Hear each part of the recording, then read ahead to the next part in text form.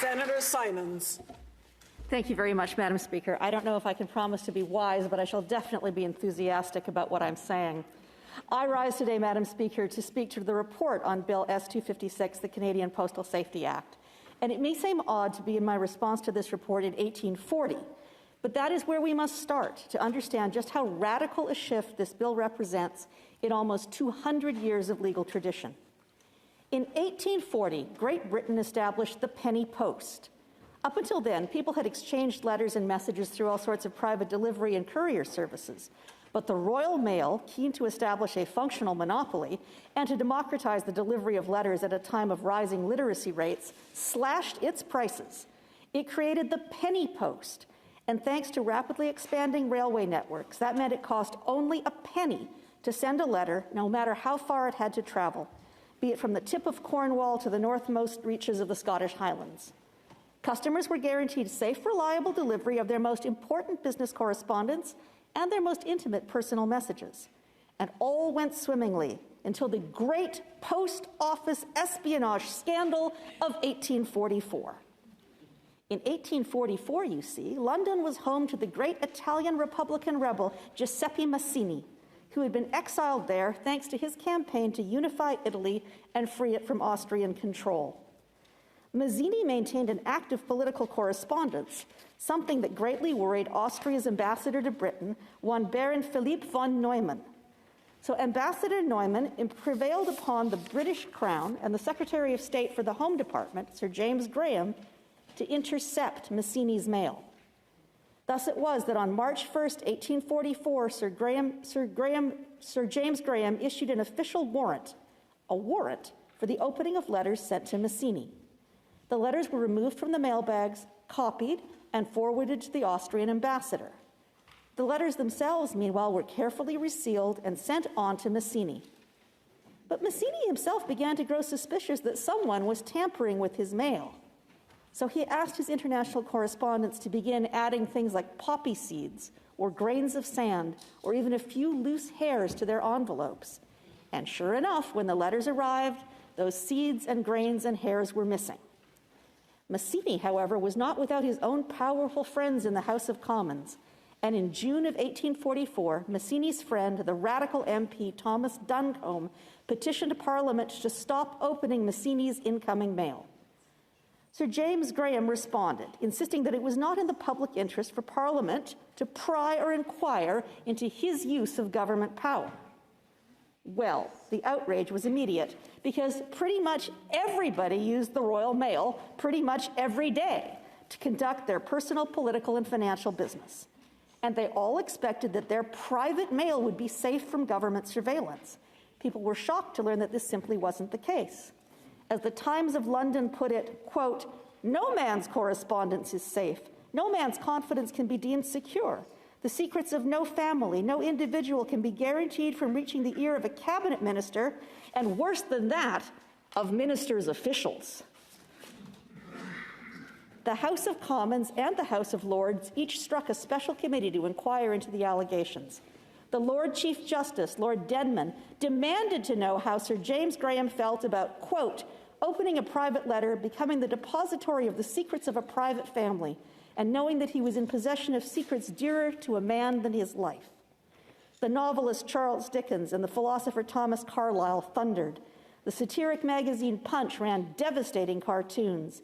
In a speech in the House of Lords, the Earl of Haddington argued that there was, quote, "nothing more sacred than private communication passing through the post office."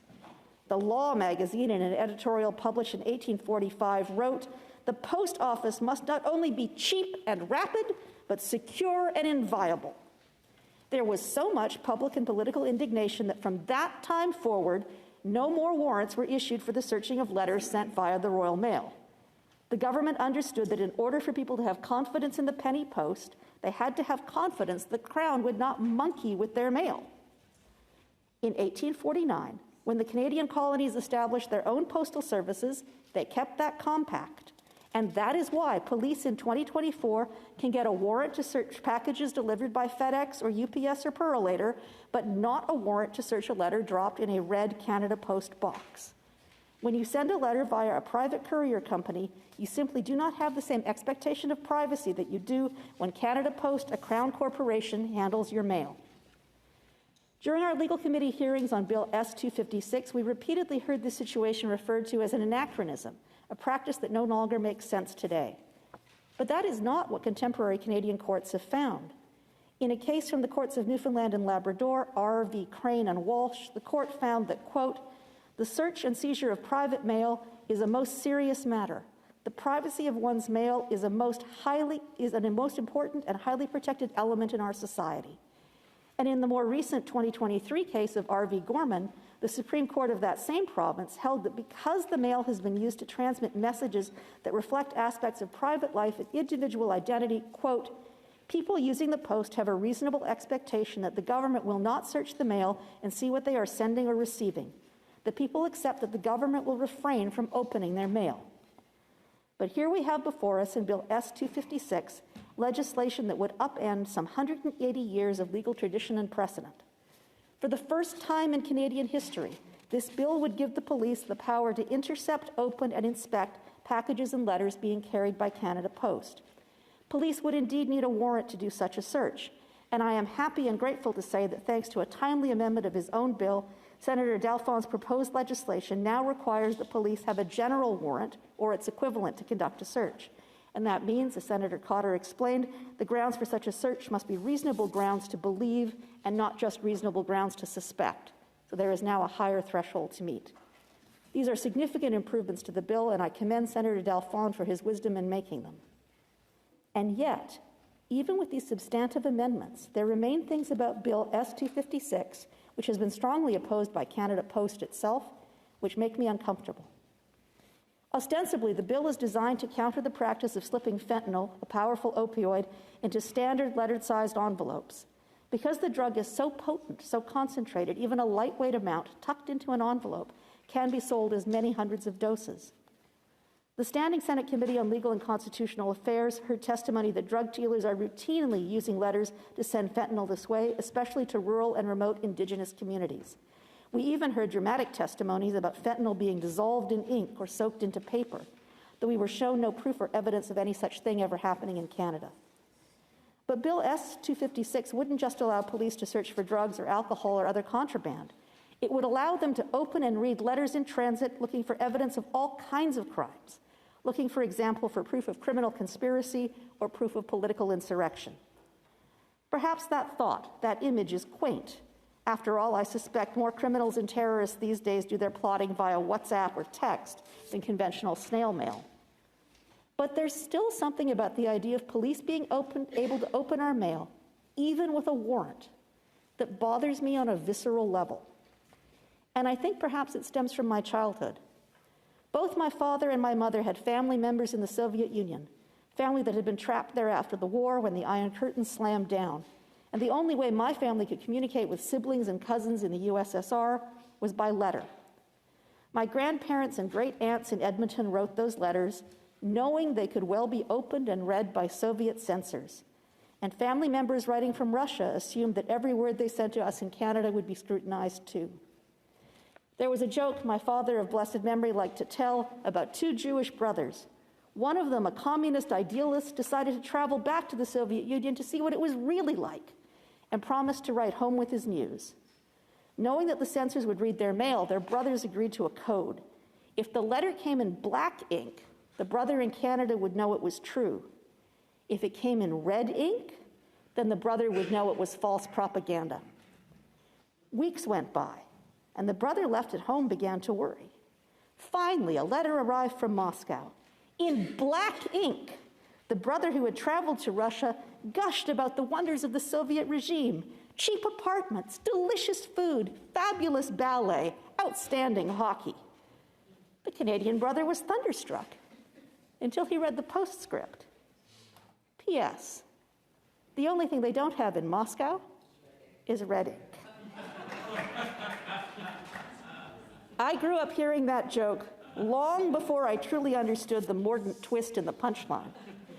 And perhaps that's why I have such a gut reaction to the prospect of allowing agents of the Crown to open and read the mail.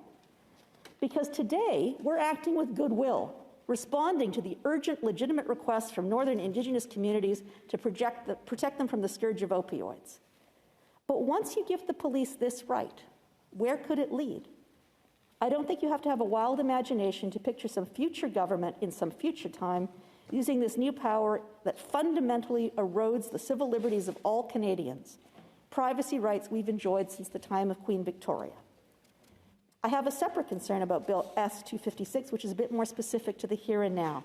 At committee, we approved, on division, a set of separate amendments specifically allowing Indigenous communities to ask Canada Post to screen all mail entering the reserve for drugs or alcohol. This power was specifically requested by the Cree Nations of the Muskogowik Council of Northern Ontario and supported by the Assembly of Manitoba Chiefs. I understand why Indigenous leaders are desperate to stem the flow of opioids into their vulnerable communities. But I am nonetheless concerned about including a clause in the bill that singles out reserves and other Indigenous settlements for special, stricter treatment in this way. What some advocates might see as respect for the legal autonomy of First Nations, others might perceive as paternalistic racism.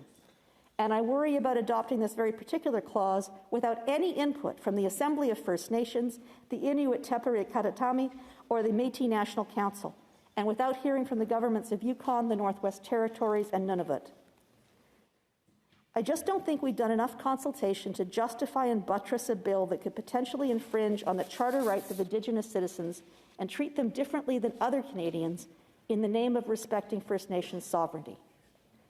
I am not blind to the ravages of the opioid crisis, and you don't have to visit a Northern Reserve to see the devastation that fentanyl has wrought on our communities. You only need to step out of the Senate building and look at the streets of Ottawa to see the human costs and consequences of opioid addiction. But the problem isn't supply, it's demand.